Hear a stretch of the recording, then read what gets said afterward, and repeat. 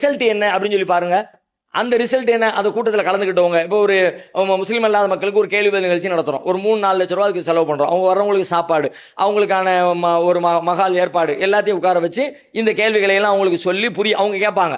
என்ன பாய், என்னதான் இருந்தாலும் நீங்க இப்படி குண்டு வைக்கலாமா, கொலை பண்ணலாமான்னு கேட்பாங்க. நம்ம ஆன்சர் பண்ணிடுவோம். போகும்போது யாராவது ஒருத்தரோ 2 பேரும் பாய் கரெக்டா சொன்னீங்க பாய், நான் இது வரைக்கும் தப்பா புரிஞ்சிருந்தேன் பாய் அப்படின்னு விளங்கிட்டு போவாங்க. இதுதான், அவ்வளவுதான். மொத்தத்துல இவ்வளவு கூட்டம் நடத்தி ஏற்படுத்தின தாக்கம் அப்படின்னு நீங்க தேடி பாத்தீங்கன்னா சில 1000 மக்களுடைய மனங்களை போய் சேர்ந்திருப்போமா என்பது ஒரு கேள்விக்குறிதான்.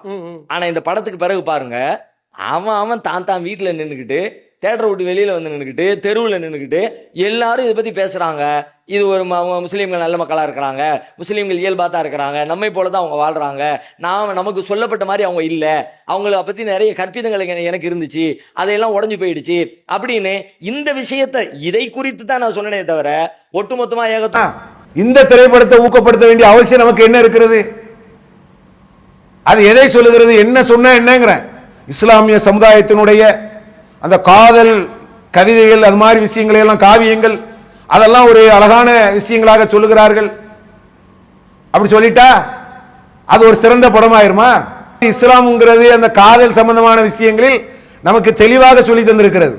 ஒரு ஆணை ஒரு பெண்ணை நேசிப்பது என்பது வேறு. ஆனா அது பின்னால ஓடிக்கிட்டேவா இருக்க முடியும்? அப்படியா இஸ்லாம் நமக்கு கற்றுத் தருகிறது? அங்க வர்றது, இங்க வர்றது, தனிமையில பேசுறதும், போன்ல பேசுறதும், இதையெல்லாம் இஸ்லாம் சொல்லி தருகிறதா? சினிமாவில் எதை சொல்லி தருகிறார்கள்? சினிமாவில் நமக்கு ஆண் பெண் கலப்பை காட்டுகிறார்கள். ஆண் பெண் கலப்பு இல்லாமல் சினிமா தயாரிப்பார்களா?